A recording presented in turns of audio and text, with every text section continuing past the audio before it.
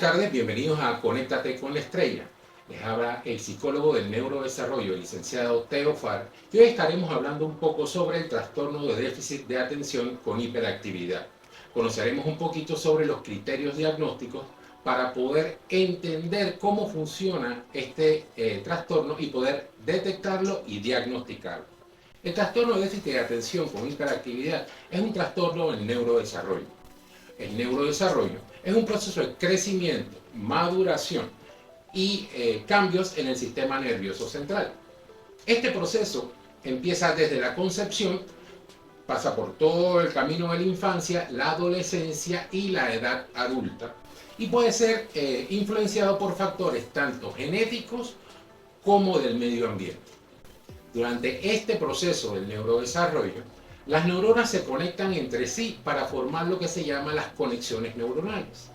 ¿Y estas conexiones neuronales qué son? Pues es lo más importante que puede hacer el cerebro. Es lo que nos conecta a todo, lo que nos hace vivir, lo que nos hace interactuar con el medio ambiente y entonces nos da la capacidad para hacer ciertas funciones esenciales. Funciones como las funciones cognitivas, funciones sensoriales, las funciones motoras y las funciones emocionales. ¿Cuáles son estas funciones cognitivas? Pues son los procesos mentales que nos permiten recibir, procesar y elaborar información. Repito, recibir, procesar y elaborar información.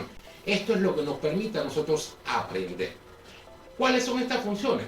La atención, la orientación, la memoria, las funciones ejecutivas, que podemos hablar ahí de la memoria de trabajo, podemos hablar también de la planificación y la organización, el lenguaje, la cognición social y las habilidades visoespaciales, que son las que nos permiten poder movernos dentro del entorno.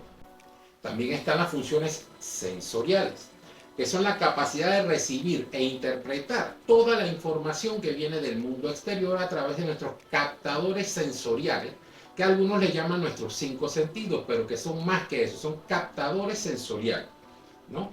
Ahí tenemos, por ejemplo, todo lo que es el tacto, la visión, el oído, el gusto, el olfato. Hay que recordar que la piel realmente es el órgano para recibir, el órgano receptor que más grande que tenemos en el cuerpo. Entonces estas funciones nos ayudan precisamente a eso, a recibir todos los impulsos que vienen de afuera, procesarlos y utilizarlos durante estas conexiones neuronales. También están las funciones motoras, que son muy importantes para interactuar con el medio ambiente. ¿Por qué? Porque se relacionan con la planificación y el control del movimiento y la estabilidad que tenemos que tener. Controlar la actividad muscular voluntaria, esencial para hablar, para caminar, para subir una escalera, para comer. Estas son las funciones motoras, esa capacidad que tenemos para subir una escalera. Las funciones emocionales también son respuestas o reacciones fisiológicas de nuestro cuerpo ante cambios o estímulos que aparecen en nuestro entorno y en nosotros mismos. Por ejemplo, si vamos a cruzar una calle y nos tiramos sin ver y pasa un vehículo y suena el pito, nos vamos a asustar y puede que gritemos. Esa es una función emocional, es ese grito, esa sorpresa que sale, porque se experimentan a través de los cambios fisiológicos que tenemos. Entonces, cualquier alteración en este proceso del neurodesarrollo puede tener consecuencias realmente negativas en el funcionamiento del niño actualmente y en el futuro. Esto puede provocar dificultades para aprender y para tener una vida independiente, ya que todo lo que es nuestra capacidad para poder relacionarnos y ser independientes está vinculada con las funciones ejecutivas dentro de esta parte del trastorno, que es aprender a tener una vida independiente. Presentar problemas de rendimiento escolar. Un niño puede empezar a tener problemas de rendimiento escolar y sobre todo la dificultad para la interacción social. Los niños que tienen estos trastornos sufren de estos 3 tipos de dificultades. Aprender a tener una vida independiente, presentar problemas en el rendimiento escolar y sobre todo dificultad en la interacción social. Los criterios diagnósticos de trastorno de déficit de atención incluyen la inatención, la hiperactividad y la impulsividad. El DSM-5, que es el manual de la Asociación Americana de Pediatría para los Trastornos Mentales, lo define como un patrón persistente de inatención y o hiperactividad y o impulsividad que interfiere con el funcionamiento del desarrollo. ¿Qué es esto de un patrón persistente de inatención y o hiperactividad, impulsividad que interfiere con el funcionamiento del desarrollo? Pues no es más que desglosémoslo poco a poco. ¿Qué es un patrón persistente? Es una serie de pautas, comportamientos, reacciones y formas de actuar que tiene el niño en momentos determinados. Y esto es muy importante, que son en momentos determinados. Patrón, pautas, comportamientos, reacciones y formas de actuar en un momento determinado. ¿Qué es la inatención? Que es muy importante en este trastorno del déficit de atención por hiperactividad. Dificultad para prestar atención. Cumplir instrucciones. Le cuesta organizarse, completar tareas, ¿no? Estas tareas escolares que no puede completar, unas tareas que le pongamos en la casa, no las completa el niño. Especialmente en situaciones que requieren un esfuerzo mental importante. ¿Qué es la hiperactividad? Pues es la actividad motora excesiva. Es este niño que se para, que salta, que camina, que corre dentro de los lugares cuando no se debe hacer esa actividad, ¿no? Ese jugueteo agresivo, esa manera de moverse, es mucho movimiento corporal. Eso es lo que es la hiperactividad. La impulsividad, por su lado, pues son acciones apresuradas que se producen en el momento sin pensar. El típico ejemplo es el niño que se tira a la calle sin mirar hacia los lados a ver si viene un vehículo, ¿no? Entonces, esta impulsividad puede reflejar un deseo de recompensa inmediata, o sea, empieza la conducta para ser recompensado por algo, o simplemente la incapacidad de retrasar la gratificación, quiere que se le dé la gratificación de una vez, ¿no? En la etapa preescolar, los niños más pequeños que empiezan la vida escolar, pues la principal manifestación es la hiperactividad. Lo vamos a ver moverse mucho, lo vamos a ver saltar, pararse. Y en la etapa de la escuela primaria, lo más marcado es la inatención, esa falta de tener ese interés o de prestar esa atención debida, es lo que vamos a ver en la parte de la escuela primaria.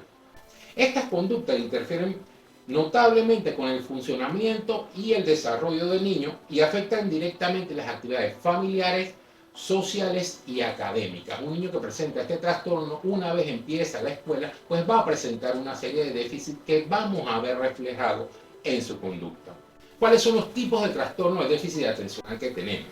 Pues existen, o los expertos nos dicen que hay tres tipos, ¿no? Está el combinado, que se caracteriza por tener una impulsividad e hiperactividad, pero así también tener algo de falta de atención y de distracción. Ese es el combinado, ¿no? El otro es el impulsivo hiperactivo, que vamos a tener un niño impulsivo hiperactivo, pero que sí preste atención. Y la otra es la falta de atención y la distracción, pero sin la impulsividad y la hiperactividad. Entonces son tres: el combinado, el que es impulsivo hiperactivo, y el tercero, que es el que falta de atención y distracción. Un poco la prevalencia de este trastorno, pues se estima que cerca del 4 al 12% de los niños presentan trastorno de déficit de atención e hiperactividad. Y un dato curioso y un dato importante que hay que tener es que los niños tienen 2 a 3 veces más probabilidad de tener trastorno de déficit de atención con hiperactividad del tipo hiperactivo o combinado que las niñas. Pero, ¿qué causa entonces el trastorno de déficit de atención con hiperactividad? Pues la causa precisa del trastorno todavía se desconoce. Son trastornos del neurodesarrollo, son afectaciones de estas conexiones neuronales, ¿no? La evidencia disponible sugiere de que puede ser o que el componente genético es muy importante en esto de tener o no tener trastorno de déficit de atención con hiperactividad. Lo más probable es que si un niño lo tiene, alguien en su familia tenga trastorno de déficit de atención con hiperactividad. Los estudios demuestran que el metabolismo del cerebro de los niños con trastorno de déficit de atención con hiperactividad es más bajo en las áreas del cerebro que controlan la atención, el juicio y el movimiento. Y los niños con trastorno de déficit de atención presentan bajos niveles de dopamina. Los síntomas, ¿cuáles son los síntomas que podemos empezar a identificar como padres? Porque, como ya lo hemos hablado, la identificación temprana es muy importante. Y esta identificación temprana pues viene de la mano de los padres, que son los que tienen que estar pendientes y observar cuál es la conducta del niño. Porque empezamos con las comparaciones. Entonces tenemos que empezar a ver cuál es la conducta del niño para entonces así hablar con nuestro pediatra, porque es muy importante la comunicación en esta primera infancia con el pediatra. Esa conexión padre-pediatra es muy importante. Entonces veamos ahora cuáles son los síntomas que usted como padre puede ver en su hijo que puede de repente hacerlo pensar que el niño pudiera tener algún tipo de trastorno. Fallan en presentar la debida atención a los detalles. De repente se están pintando, no pintan correctamente, se salen de la línea, no son cuidadosos a la hora de hacer o de generar una actividad. Cometen errores por descuido en las tareas escolares o durante las tareas que el padre le ponga, porque esa inatención al momento de la instrucción pues no las cumplen debidamente. Tienen dificultades para mantener la atención en tareas o juegos por periodos prolongados. Si la actividad es muy larga, puede que el niño pierda el interés, pierda la atención y se ponga a hacer otra cosa en vez de prestar atención. Se distrae con facilidad por estímulos externos, dificultad para seguir instrucciones, parecen no escuchar cuando se les habla. Esta es una de las cosas que más recurrentemente los padres dicen, que a veces se le dice al niño que no corras, que no saltes, pero el niño ni siquiera le hace caso al padre. Tendencia para correr o trepar en lugares inapropiados, incapacidad para jugar tranquilamente, con frecuencia se levantan en situaciones en las que no deberían levantarse, hablan en exceso o interrumpen constantemente a los demás. Este es un niño que si usted está hablando, que si está contando una historia, algo familiar, o la maestra está hablando, el niño se para y habla y le interrumpe, etc. O sea, el niño está con una constante interrupción de la persona que está hablando. Obviamente muestran dificultades para esperar su turno y responden inesperadamente o antes que se haya concluido una pregunta o terminan las frases de otro en lo que es la parte comunicacional. ¿Cuáles serían las consecuencias funcionales entonces de este trastorno? Pues se asocia con bajo rendimiento escolar, escasos logros académicos y rechazo social. Las relaciones con los compañeros muchas veces están afectadas por el rechazo, ¿no?, la negligencia o las burlas hacia el individuo con trastorno de déficit atencional. Y esto es muy importante para tenerlo en cuenta con el tema del bullying en la escuela, ya que los niños con trastorno de déficit atencional tienen significativamente más probabilidad que otros niños de desarrollar un trastorno de conducta o en la edad adulta un trastorno de personalidad antisocial. Mucho de esto se dice que puede ser debido al proceso de bullying que sufren en las escuelas. Cuando un niño como este llega a una escuela, obviamente los niños van a detectar que el niño no está actuando de forma normal, ¿no? Entonces ahí es donde empiezan las situaciones de bullying y es ahí donde los padres y los maestros pues deben estar muy pendientes. En su forma grave, el trastorno causa un gran deterioro, afectando la adaptación social, familiar o académica.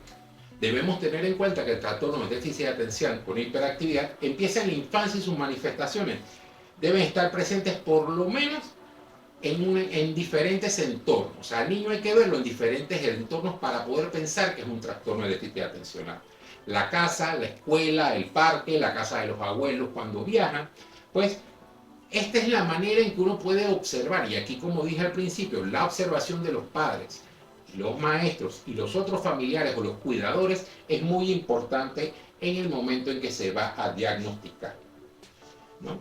Para confirmar los síntomas con precisión se deben consultar a estos informantes que hayan observado al niño en estos diferentes entornos, ya que los síntomas varían dependiendo del contexto donde se va a encontrar o donde se desarrolla el niño. No es lo mismo un niño que se desarrolla en su casa o actúa de una manera en su casa y otra manera muy diferente es cómo el niño actúa en la escuela o cuando sale al parque o cuando está con los abuelos. Entonces para poder llegar a un diagnóstico hay que tener observadores en diferentes niveles. Y es importante resaltar que en la edad preescolar algunos niños pueden mostrar estos síntomas de forma ocasional y no todos los niños que presentan este tipo de síntomas pues pueden tener algún trastorno de déficit de atención con hiperactividad, porque hay que entender que el niño cuando está en la edad preescolar, pues es muy hiperactivo, se mueve, camina, no existe un patrón, ¿no?, de conducta establecido, entonces son un poquito más propensos a actuar de esta manera. Sin embargo, si usted observa que su hijo presenta con frecuencia algún tipo de estos signos, y esto está afectando su desarrollo, su convivencia con ustedes y en el ámbito académico, pues yo les recomiendo que en primer lugar hablen con sus pediatras. Son los pediatras la primera línea de defensa.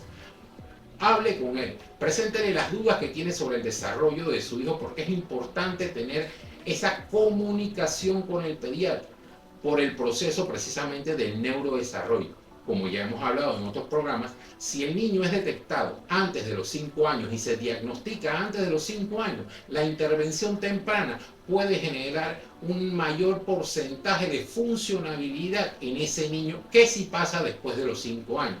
Por ejemplo, en el trastorno del lenguaje hablamos de que si el niño es detectado antes de los 5 años, el porcentaje puede ser un 60% de mayor funcionabilidad antes de los 5 años. Pero si es después de los 5 años, pues el niño solamente pudiera llegar entre un 10 y un 15% de funcionabilidad. Entonces está en los padres tratar de observar al niño, hablar con el pediatra, hacer la comunicación con el maestro, que es muy importante esa comunicación con el maestro, porque si usted sospecha de que el niño tiene algún tipo de trastorno, entonces hable con el maestro para ver si el niño en la escuela también está presentando esa conducta. Entonces, para cerrar, ¿cómo se trata el trastorno de déficit de atención con hiperactividad? Pues en estos momentos lo que se recomienda pues, es la medicación, fármacos pues, que activan la capacidad que tiene el cerebro para prestar esa atención, para calmarse y para tener más autocontrol. Eso es uno de los procedimientos para tratar con este trastorno. El otro es la terapia conductual, pues que ayuda a los niños a desarrollar habilidades sociales, emocionales y de planificación que tiene poco desarrolladas por el trastorno. Hay que ver que estas conductas adaptativas que el niño presenta en su desarrollo son muy importantes para que el niño pueda entonces desarrollarse normalmente. Todo esto de cómo se comunica, cómo habla, su capacidad motora, o sea, todo esto, la terapia conductual va a ayudar a que el niño empiece a desarrollar o a controlar algunos impulsos de esta impulsividad. De igual forma, los padres tienen que pasar por un proceso de asesoramiento y de autoformación inclusive. Deben buscar toda la información. Hoy en día hay mucha información en la internet. Hay mucha cantidad de gente que expresa sus propias experiencias en internet. Y es bueno ver a estos padres o a estas personas que tienen este trastorno hablar del mismo. Así que padres, asesores. Y por último, el apoyo en las escuelas. Los maestros pueden ayudar mucho a los niños con este trastorno, para que rindan y disfruten más en la escuela, porque ir a la escuela debe ser una experiencia feliz para los niños, ¿no? Lastimosamente, como ya hablamos, pues el trastorno pues, está dentro del trastorno del neurodesarrollo y estos trastornos afectan realmente a cómo el niño es percibido por sus pares dentro de la escuela, lo que empieza a generar el bullying y lo cual hace que el niño con el tiempo genere una conducta antisocial. Entonces, básicamente con esto estamos dando por concluido el tema. Espero que les guste. Por favor, síganos en nuestras redes sociales, @farmentalpsi en Instagram, también en nuestro canal de YouTube y en Spotify. Y coméntenos, dejen sus comentarios sobre qué tipo de temas quiere que sigamos tocando en este espacio donde hablamos de los trastornos del neurodesarrollo. Así que quedo con ustedes hasta la próxima. Se despide el licenciado Teo Far, el psicólogo del neurodesarrollo.